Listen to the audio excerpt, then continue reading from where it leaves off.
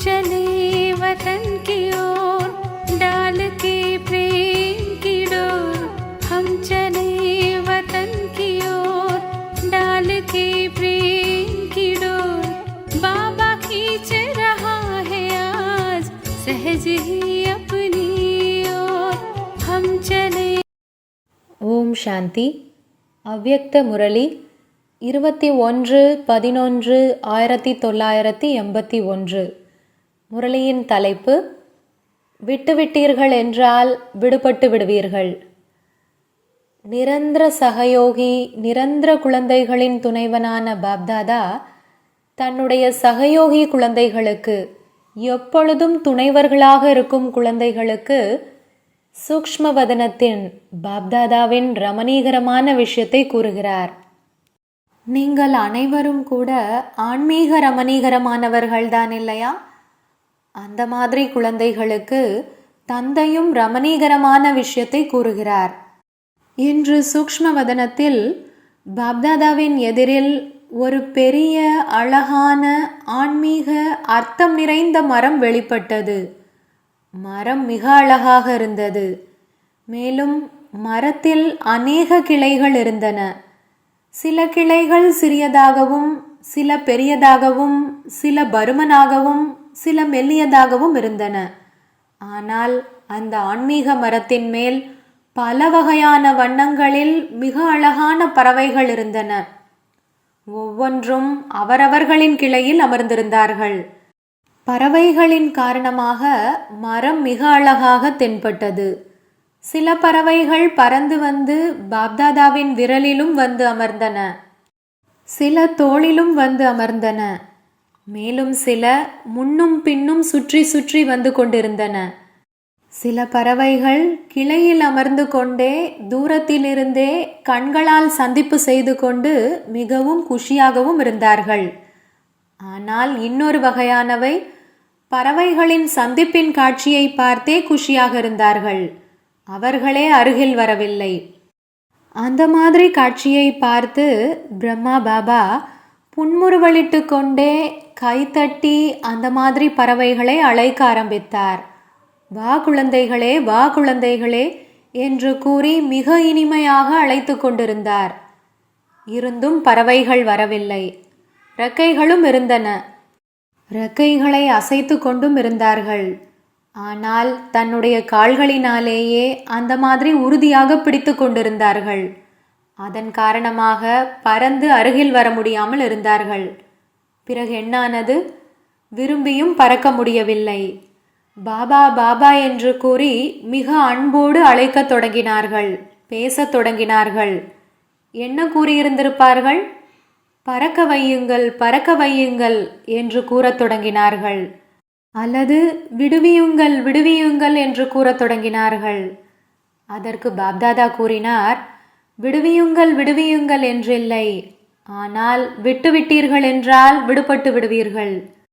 ஆனால் அந்த பறவைகளில் சிலர் சாதுரியமானவர்களாக இருந்தார்கள், சிலர் பலவீனமானவர்களாக இருந்தார்கள். அவர்கள் கிளையை விடவும் விரும்பவில்லை. மேலும் தந்தையின் துணையையும் பெற விரும்பினார்கள். இரண்டு விஷயங்களையும் சேர்த்தே விரும்பினார்கள். இதுதான் சாதுரியமான பறவைகளாக இருந்தவை.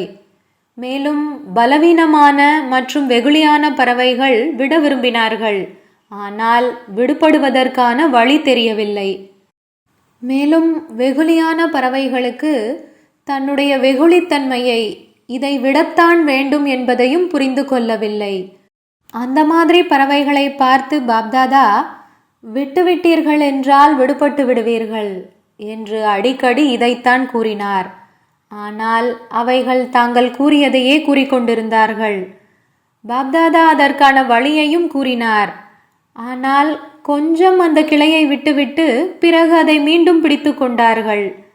எனவே அழைத்து கொண்டே இருந்தார்கள், சொல்லிக்கொண்டே இருந்தார்கள்.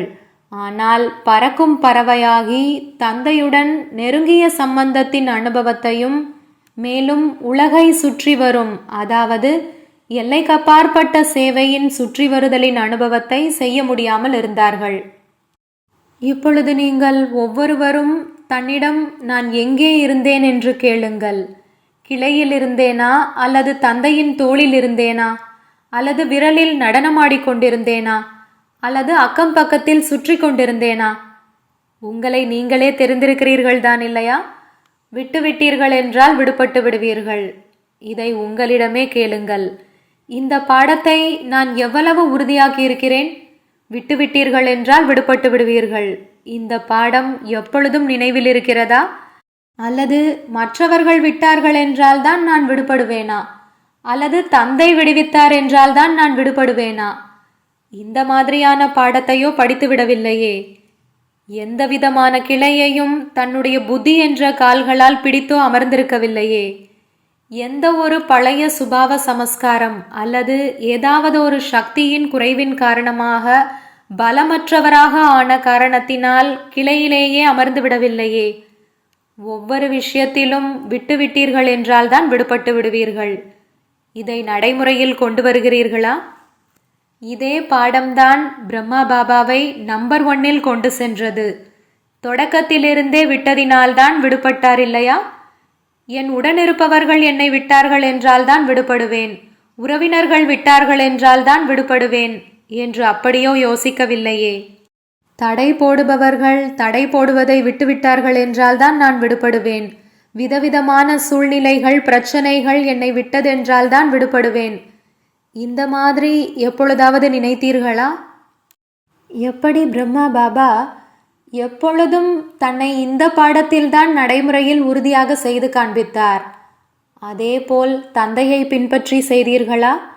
இதைத்தான் யார் முதலில் செய்கிறார்களோ அவர்கள்தான் அர்ஜுனன் என்று சொல்லப்படுகிறது. அப்படியானால் நீங்கள் அர்ஜுனனாகிவிட்டீர்கள் இல்லையா? அதாவது தந்தையின் மிக அருகாமையின் சமமாக இணைந்திருப்பவராகிவிட்டீர்கள். நீங்கள் அனைவரும் கூட பாப்தாதா என்று இணைத்து கூறுகிறீர்கள் இல்லையா? அப்படி நீங்களும் ஆகியிருக்கிறீர்களா? அல்லது சில நேரம் ஒரு மாதிரியும் சில நேரம் வேறு மாதிரியும் இருக்கிறீர்களா? எப்படி இந்த மின்சாரம் செய்து கொண்டிருக்கிறது? மின்சாரம் அடிக்கடி வருவதும் செல்வதுமாக இருந்தது. அதேபோல் நீங்களும் விட்டுவிட்டால் விடுபடுவேன் என்றும் சில நேரம் மற்றவர்கள் விட்டார்கள் என்றால் விடுபடுவேன் என்ற இந்த விளையாட்டை விளையாடுவதில்லையே. இந்த மின்சாரத்தினுடையதும் விளையாட்டுதான் இல்லையா? சில நேரம் வருகிறது, சில நேரம் செல்கிறது. இதுவும் விளையாட்டானதில்லையா? நீங்களும் அந்த மாதிரி விளையாட்டை விளையாடுவதில்லையே. நிரந்தரமாக இருப்பது நன்றாக இருக்கிறதா, அல்லது வருவது போவது நன்றாக இருக்கிறதா? அப்படி ஒவ்வொரு விஷயத்திலும், அது சுபாவ பரிவர்த்தனையாக இருந்தாலும் சமஸ்கார பரிவர்த்தனையாக இருந்தாலும், ஒவ்வொருவரின் தொடர்பில் வருவதினால் சூழ்நிலைகள் அல்லது தடைகளை கடந்து செல்வதாக இருந்தாலும் என்ன பாடத்தை உறுதியாக்க வேண்டும்? நான் விட்டேன் என்றால் தான் விடுபடுவேன். சூழ்நிலைகள் பிரச்சனைகள் உங்களை விடாது. நீங்கள் விட்டீர்கள் என்றால் தான் விடுபடுவீர்கள். மற்ற ஆத்மாக்கள் சமஸ்கார மோதலிலும் வருகிறார்கள். அப்படி நான் விட்டேன் என்றால் தான் விடுபடும் என்ற இதை மட்டும் நினைவு வையுங்கள். இந்த மோதல் விட்டால்தான் நான் விடுபடுவேன் என்று அப்படி இல்லை. ஒருவேளை அம்மாதிரி இவைகள் விட்டதென்றால் நான் விடுபடுவேன் என்று இருக்கிறதென்றால் இந்த மோதல் முடிவடைந்து இன்னொன்று தொடங்கிவிடும். இது விட்டதென்றால் நான் விடுபடுவேன் என்று எதுவரை காத்து கொண்டே இருப்பீர்கள்? இந்த மாயாவின் தடை அல்லது படிப்பில் இருக்கும் பரீட்சையோ அவ்வப்பொழுது விதவிதமான ரூபத்தில் கண்டிப்பாக வரத்தான் செய்யும். அப்படி தேர்ச்சியடைவதற்காக நான் படித்தேன் என்றால் பாஸாவேன் என்பதா, அல்லது ஆசிரியர் கேள்வித்தாளை சுலபமானதாக ஆக்கினார் என்றால் பாஸாகிவிடுவேன் என்பதா? என்ன செய்ய வேண்டியதாக இருக்கிறது? நான் படித்தேன் என்றால் பாஸாவேன் என்ற இதுதான் சரி இல்லையா? அதே போலவே இங்கேயும் அனைத்து விஷயங்களையும் நான் சுயம் கடந்து செல்ல வேண்டும். இன்னார் கடந்து சென்றார் என்றால் அந்த மாதிரி இருக்கக்கூடாது. இந்த சூழ்நிலை பிரச்சனை கடந்து சென்றதென்றால் அப்படி இருக்கக்கூடாது. நான் பாஸாக வேண்டும், நான் கடந்து செல்ல வேண்டும். இதைத்தான் விட்டீர்கள் என்றால்தான் விடுபடுவீர்கள் என்று கூறுவது. காத்திருக்காதீர்கள், ஏற்பாடு செய்யுங்கள். இல்லையென்றால் பறவையாகவும் இருக்கிறீர்கள், ரெக்கையும் இருக்கிறது, மேலும் மிக அழகாகவும் இருக்கிறீர்கள். தந்தையின் மரத்திலும் அமர்ந்து விட்டீர்கள், அதாவது பிராமண குடும்பத்தை சேர்ந்தவராகவும் ஆகிவிட்டீர்கள். ஆனால் எந்தவிதமான தன்னுடைய சுபாவம் மற்றும் சமஸ்காரம் அல்லது மற்றவர்களின் சுபாவம் சமஸ்காரத்தை பார்க்கும் மற்றும் வர்ணனை செய்யும் பலகீனம் இருக்கிறது. முயற்சி செய்வதில் ஆதாரமற்றவராக இல்லாமல் ஆதாரத்துடன் இருக்கிறார் என்றால் எந்த ஒரு நபர் அல்லது பொருளின் மேல் பற்றுதல் இருக்கிறது. எந்த ஒரு குணம் மற்றும் சக்தியின் குறை இருக்கிறது. இவை அனைத்தும் விதவிதமான கிளைகள். அப்படி இந்த கிளைகளிலிருந்து ஏதாவது ஒரு கிளையை பிடித்து அமர்ந்திருக்கவில்லையே. ஒருவேளை ஏதாவது கிளையை பிடித்திருக்கிறீர்கள் என்றால் தந்தையின் விரல் மேல் எப்பொழுதும் நடனம் ஆடுபவராக, அதாவது எப்பொழுதும் ஸ்ரீமத் என்ற ஆதாரத்தில் செல்லக்கூடிய அந்த மாதிரி நெருக்கத்தை அனுபவம் செய்ய முடியாது. மற்றும் எப்பொழுதும் தந்தையின் ஒவ்வொரு காரியத்திலும் சகயோகியாக, அதாவது தோளில் நடனமாட முடியாது. ஒருவர் சதா சகயோகி மற்றும் இன்னொருவர் சில நேரம் சகயோகி, சில நேரம் வியோகி, அதாவது பிரிந்திருப்பவர். ஏனென்றால் ஏதாவது கிளையை பிடித்து கொள்கிறார்கள் என்றால் சகயோகிக்கு பதிலாக வியோகியாகி விடுகிறார்கள். இப்பொழுது நான் யார் என்று தன்னைத்தானே கேளுங்கள். அப்படி இன்று எந்த பாடத்தை உறுதியாக்கினோம் என்று புரிந்து கொண்டீர்களா? விட்டீர்கள் என்றால் விடுபடும் என்ற இந்த பாடத்தை உறுதியாக்கினோம் இல்லையா? கிளையையோ பிடிக்க மாட்டீர்கள் இல்லையா? களைப்படைந்து விடுகிறீர்கள் இல்லையா? பிறகு கிளையை பிடித்து அமர்ந்து விடுகிறீர்கள். சில நேரம் தன் காரணமாக களைப்படைந்து விடுகிறீர்கள், சில நேரம் மற்றவர்கள் காரணமாக களைப்படைந்து விடுகிறீர்கள், சில நேரம் சேவையில் களைப்படைந்து விடுகிறீர்கள். எனவே கிளையை பிடித்து கொண்டு இப்பொழுது விடுவியுங்கள், இப்பொழுது விடுவியுங்கள் என்று கதறுகிறீர்கள். பிடித்திருப்பது அவரே மற்றும் தந்தை விடுவிக்க வேண்டும். இது ஏன்? எனவே தந்தை எப்பொழுதும் விடுவதற்கான யுக்தி கூறுகிறார். நீங்கள் தானே விடுவீர்கள் இல்லையா? செய்தீர்கள் என்றால் அடைவீர்கள். இதையும் தந்தை செய்தார் என்றால் யார் அடைவார்கள்? தந்தை செய்ய வேண்டும் மற்றும் நீங்கள் அடைய வேண்டுமா? எனவே தந்தை செவிப்பவராகி அதை செய்யும் பொறுப்பாளராக உங்களை ஆக்குகிறார். அப்படி மகாராஷ்டிரா மற்றும் ராஜஸ்தானில் இருக்கும் பறவைகளோ மிக அழகாக இருக்கிறீர்கள் தான் இல்லையா? மும்பையில் அழகான பறவைகள் இருக்கிறார்கள் இல்லையா? மேலும் ராஜஸ்தானிலும் இருக்கிறதா? நீங்கள் அனைவருமே தந்தையின் அழகான பறவைகள், ரெக்கைகள் உள்ள பறவைகள். ஆனால் கிளையில் அமர்ந்திருக்கும் பறவையா அல்லது பறக்கும் பறவையா என்று இதை சோதனை செய்யுங்கள். அநேகர்களை எவ்வளவுதான் பறக்க வைத்தாலும் மீண்டும் வந்து அமர்ந்து விடுவார்கள். அநேகர்களுக்கு இந்த பழக்கமும் இருக்கிறது. ஏதாவது ஒரு விஷயத்தின் வசமாவதென்றால் கால்களால் கிளையை பிடித்து கொள்வது. வசீகர மந்திரத்தை மறந்து விடுகிறார்கள் என்றால் வசமாகி விடுகிறார்கள். அப்படி மகாராஷ்டிராவின் பறவைகள் எந்த மாதிரியானவர்கள்? பறக்கும் பறவை. முழு மகாராஷ்டிராவின் குரூப் எந்த விதமான பறவைகளாக இருக்கிறார்கள்? பறக்கும் பறவையா அல்லது கிளையில் அமர்ந்திருக்கும் பறவையா? மேலும் ராஜஸ்தானிலிருந்து எந்த மாதிரி பறவைகள் வந்திருக்கிறார்கள்? விட்டீர்கள் என்றால் தான் விடுபடுவீர்கள் என்று இருக்கிறதா அல்லது விட்டு விட்டீர்கள் மேலும் விடுபட்டு விட்டீர்கள் என்று இருக்கிறதா? களைப்படைந்து விடுகிறீர்கள் என்றால் கிளையை பிடித்து விடுகிறீர்கள். ராஜஸ்தானின் பறவைகளோ மிக அழகானவைகள் என்று பிரசித்தியாகி இருக்கிறது. நடனமாடும் பறவைகள் தான் இல்லையா? யாருடைய வசமாகவோ ஆவதில்லைதானே? சுற்றி வரும் பறவைகள் என்றால் இதை செய்வோம், இதை செய்து காண்பிப்போம் என்று அதிகமாக யோசிப்பவர்கள். ஆனால் சுற்றி கொண்டே இருப்பார்கள்.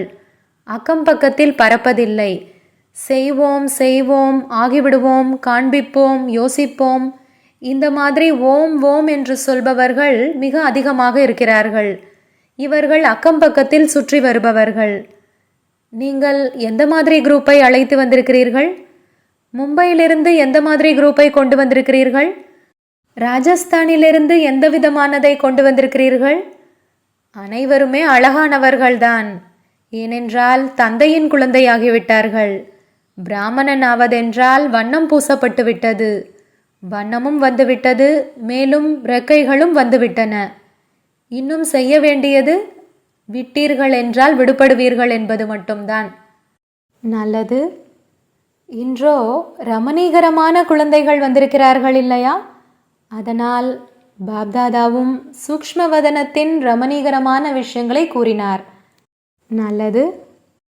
அந்த மாதிரி எப்பொழுதும் தந்தைக்கு சமமான பறக்கும் பறவைகளுக்கு, எப்பொழுதும் எல்லைக்கப்பாற்பட்ட சேவையில் வலம் வருபவர்களுக்கு, எப்பொழுதும் அனைத்து கிளைகளின் பந்தனத்திலிருந்து விடுபட்டிருப்பவர்களுக்கு, எப்பொழுது விரும்பினாலும் பறக்க முடியும் என்று அந்த மாதிரி எப்பொழுதும் சுதந்திரமான பறவைகளுக்கு, எப்பொழுதும் தந்தையின் விரலில் நடனமாடக்கூடிய, அதாவது ஸ்ரீமத்தின் ஆதாரத்தில் எப்பொழுதும் உயர்ந்த எண்ணம், பேச்சு மற்றும் காரியம் செய்யக்கூடிய சிரேஷ்ட ஆத்மாக்களுக்கு பாப்தாதாவின் அன்பு நினைவுகள் மற்றும் நமஸ்காரம்.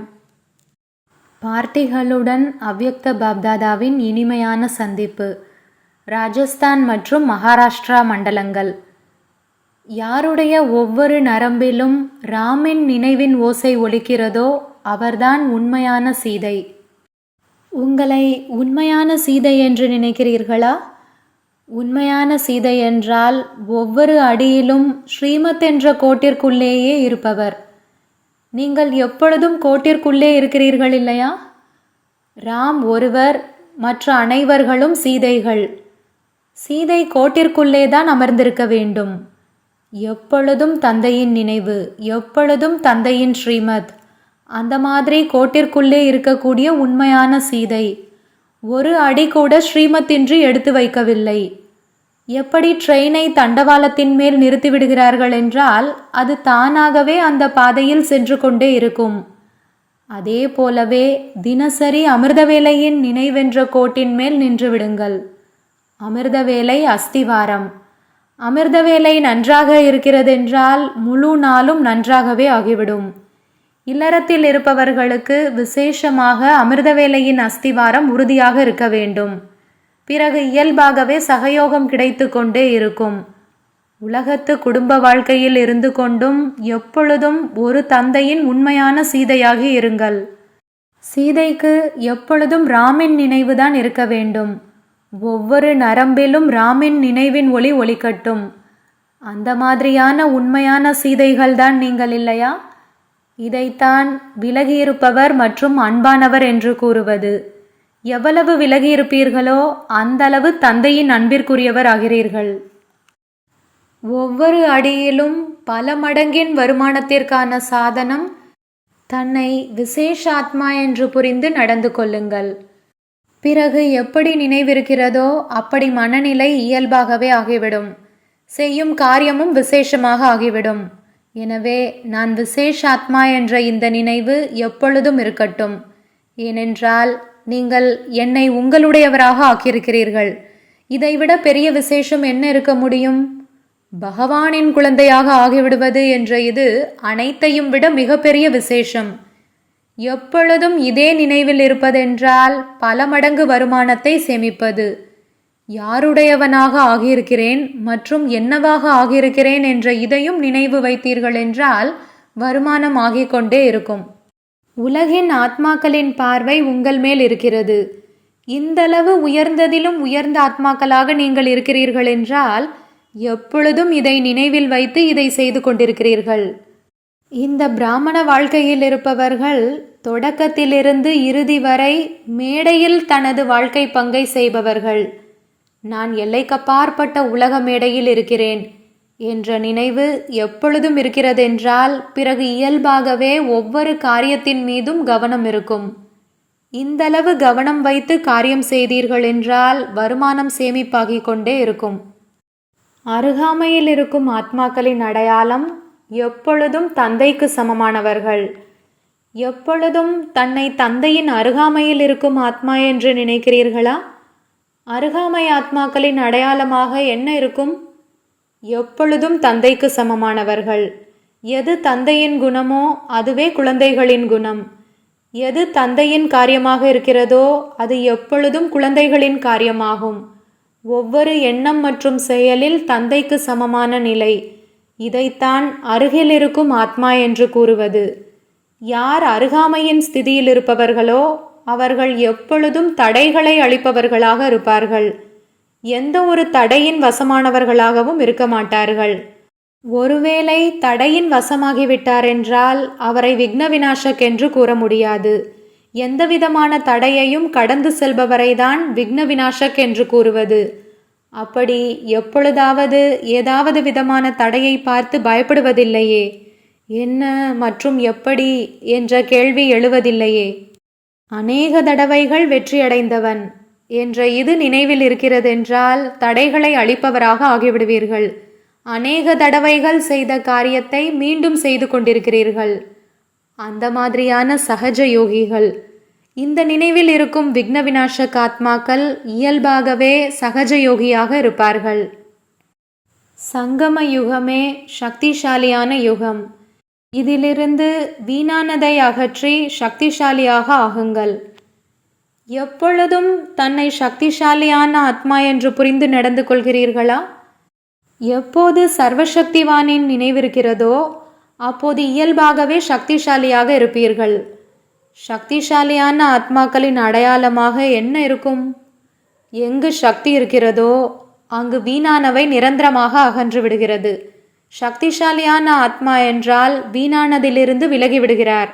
எண்ணத்தில் கூட வீணானவை இல்லை. அந்த மாதிரி சக்திசாலியான தந்தையின் குழந்தைகள் நீங்கள். எப்பொழுதும் சக்திசாலியானவர்கள். அரை கல்பமோ வீணானதை நினைத்தீர்கள், வீணானதை செய்தீர்கள். இப்பொழுது சங்கம யுகம், சக்திசாலியான யுகம். அப்படி சக்திசாலியான யுகம், சக்திசாலியான தந்தை மற்றும் சக்திசாலியான ஆத்மாக்கள். அப்படி வீணானவை முடிந்து விட்டதில்லையா? நான் சக்திசாலியான யுகத்தை சேர்ந்தவன், சக்திசாலியான தந்தையின் குழந்தை, சக்திசாலியான ஆத்மா. எப்படி நேரமோ எப்படி தந்தையோ அப்படி குழந்தைகள். கலியுகம் வீணானது. எப்பொழுது கலியுகத்தை விட்டு விலகி சங்கமயுகவாசி ஆகிவிட்டீர்களோ அப்போது வீணானவற்றிலிருந்து விலகிவிட்டீர்கள். அப்படி நேரத்தின் நினைவு மட்டும் இருந்தால் கூட நேரத்திற்கு தகுந்தாற்போல் இயல்பாகவே காரியம் நடக்கும். நல்லது. வரதானம். சாக்கார ரூபத்தில் பிரம்மா பாபாவை நேரெதிரில் அனுபவம் செய்யக்கூடிய இணைந்த ரூபம் உடையவர் ஆகுக. எப்படி சிவசக்தி இணைந்திருக்கிறார்கள் அதேபோல் பாண்டவபதி மற்றும் பாண்டவர்கள் இணைந்திருக்கிறார்கள். யார் அந்த மாதிரி இணைந்த ரூபத்தில் இருக்கிறார்களோ அவர்களின் எதிரில் பாப்தாதா சாக்காரத்தில் அனைத்து உறவுகளினால் எதிரில் இருக்கிறார். இப்பொழுது நாளாக நாளாக இன்னும் அனுபவம் செய்வீர்கள். எப்படி பாப்தாதா எதிரில் வந்தார், கையை பிடித்தார். புத்தியிலின்றி கண்களால் பார்ப்பீர்கள், அனுபவம் செய்வீர்கள். ஆனால் ஒரு தந்தையை தவிர வேறு யாரும் இல்லை என்ற பாடம் மட்டும் உறுதியாகிவிட்டதென்றால் எப்படி நிழல் கூடவே வருகிறது அதேபோல் பாப்தாதா கண் பார்வையிலிருந்து விலக முடியாது. எப்பொழுதும் நேரெதிரில் இருக்கும் அனுபவம் ஆகிக்கொண்டே இருக்கும். ஸ்லோகன். மாயாவை வென்றவர் இயற்கையை வென்றவராகும் உயர்ந்த ஆத்மாக்கள்தான் தனக்கு நன்மை செய்பவர் மற்றும் உலகிற்கு நன்மை செய்பவர். ஓம் சாந்தி. तो बच्चों को तो सर्विस करनी है. जो बाबा कहते हैं सबको ये बताओ कि देखो तुम्हारा एम एंड ऑब्जेक्ट ये है. एक गीता है बढ़िया. ये राजयोग है ना बच्चे. कैसे है राजयोग? बिल्कुल सहज है कि बाप को याद करो तो ये वर्षा मिलेगा तुमको. ओम शांति.